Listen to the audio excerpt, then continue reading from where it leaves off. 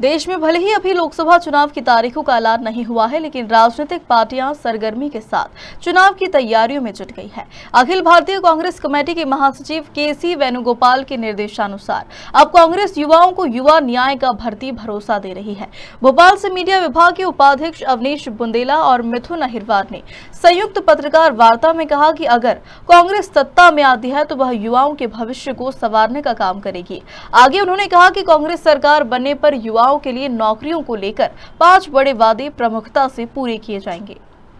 एक नीति बनाई है, कुछ गारंटीज हमारे नेता राहुल गांधी जी ने दी हैं। मुख्य रूप से 5 बातें हैं कि सबसे पहला भर्ती भरोसा।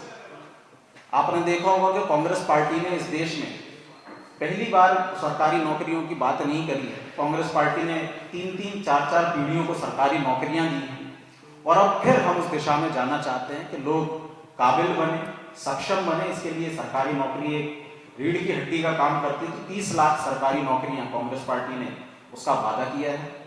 इसके अलावा पहली नौकरी पक्की अप्रेंटिसशिप के तहत 1 लाख रुपए की राशि जो युवा अप्रेंटिस करना चाहते हैं उनको दिया जाएगा। डिटेल में अवनीश भाई बताएंगे।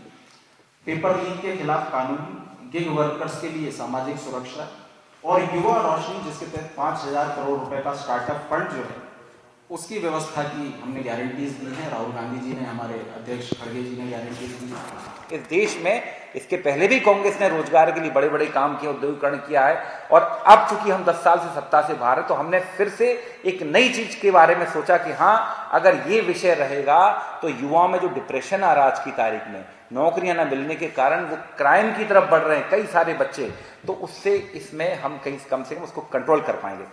हम प्रशिक्षुओं की मांग को संचालित अधिकार बनाने वाले पहले व्यक्ति हैं। हर योग्य व्यक्ति जो पद चाहेगा, मतलब उसकी योग्यता के अनुसार उसको काम दिया जाएगा, पद दिया जाएगा।